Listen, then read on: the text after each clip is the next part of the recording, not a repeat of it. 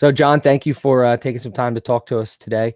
I know you want to get into a little bit about software projects, and really, that's such a general term that when it comes to pricing, there can be so many different variables that go into it. So, before we really dive into it, I mean, how is a simple question? How is software engineering costs determined? Well, yeah, there are really a couple different key things that go into determining the cost of software development projects. One of the biggest things is who's performing the work. There's a wide range there. Another piece goes into how, when you're determining what the cost is, early on, you need to understand what's missing, what are the ambiguities, and figure out how to handle that in terms of estimating the cost. And then finally, there are things that go into it beyond just the software development. There's work in terms of implementation and other things that also need to be accounted for when you're determining what the cost of a project is. So that sounds really good. So that first thing I instantly locked onto when you're talking about who's making it. So I know there's a couple different ways you can go in today's world. So is software using a software agency or maybe an individual freelancer? Is that better for outsourcing software projects? Well, it really depends, right? So I think about software the same way I think about building a lot of things. If I were to build something in my backyard, say a picnic table or a shed, or even something a little bit bigger, getting a handyman to do it, getting a one person to come out and do that, and they might do a great job. They might do a very good job for something like that. But as you start to get into more complex things that you're building, if you start to say you want to build a cabin, or you want to build a house, or you want to build a skyscraper, no longer are you going to typically use the handyman. You're going to want a team of people with different skills and architects and things like that. So depending on the project, depending on the needs, sometimes it makes sense to use a person or a freelancer. In other cases, you really need a lot of different skills.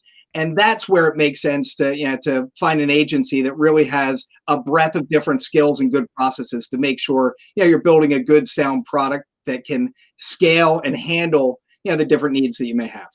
So as far as an agency goes, or a group of people instead of that one or two freelancers, can you talk a little bit about how the options differ from maybe finding a good deal and going overseas for having your project built? Yeah, well, so there are a lot of different factors when it comes into determining one, how much effort, because a big part of determining software cost goes into the effort. So whether it's overseas, whether there's nearshore development, there's development here in the United States, it really depends on the quality of the people that are doing the work. And the different areas of expertise that you have. So with any organization, you want to make sure that you have people that are involved in, especially if you're doing a complex project, major business system, a business critical system, a product that you're looking to get out there. You want to make sure you have people that are involved in business analysis and project management, and the development teams really are following good practices. That there's not a lot of turnover, and I know that when you work with organizations that have been around for a long time, that have employees that are around for a long time, that that are following good processes, that's probably the most important aspect of that. And sometimes when you're looking to to outsource overseas or nearshore development, you don't always know that the people that are doing the development work have that level of expertise or have the processes in place. So it's really important to make sure that you understand that you have that when you're starting a software development project. Sounds perfect for as far as getting started and choosing which route to go. But you mentioned back at the beginning about there's kind of some unknown and known variables, and I've heard that term tossed around before, which to me sounds kind of crazy, right? Unknown knowns and stuff like that. And so how do you price a software development project if there's so many unknown variables? No, it's a great question. And I've been working in software projects, building business systems, building products, supporting systems for almost 20 years now.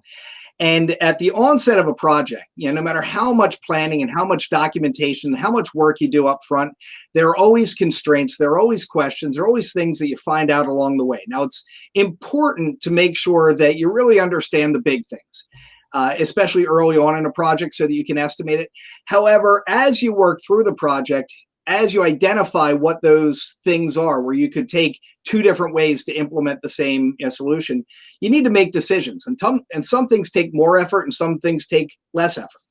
So, in terms of handling those things that you may not know when you're first estimating the project, we find it's best that it's a collaborative decision, between the stakeholders, the people that are involved in the money aspects of the project, as well as a design team who can provide the pros and cons to it.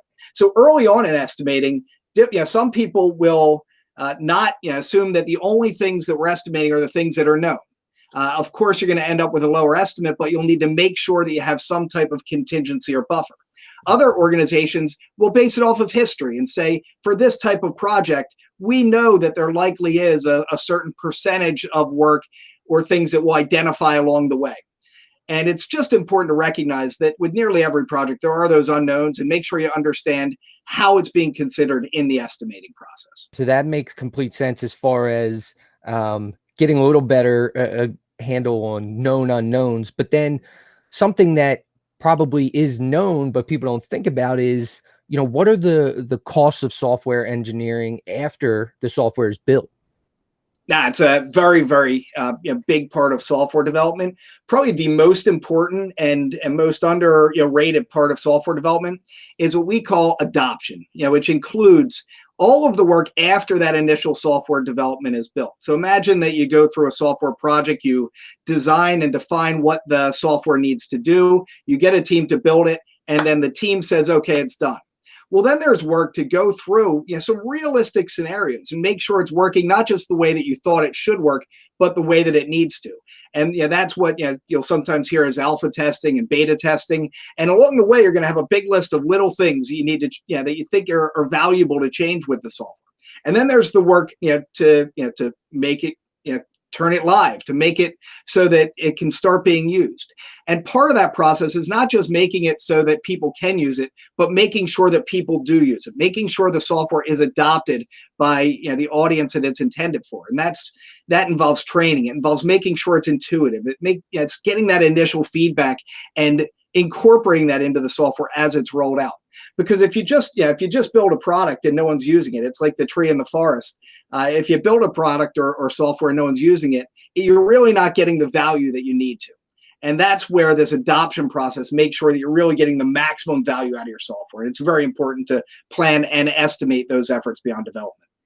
I definitely appreciate you giving us the time to do a little bit of a cleanup on some of the tricky terms and some of the big ideas as far as software project estimates and why they vary. So hopefully we'll get together again soon and take a deeper dive into the world of software projects. Now, great. Thank you, Stephen.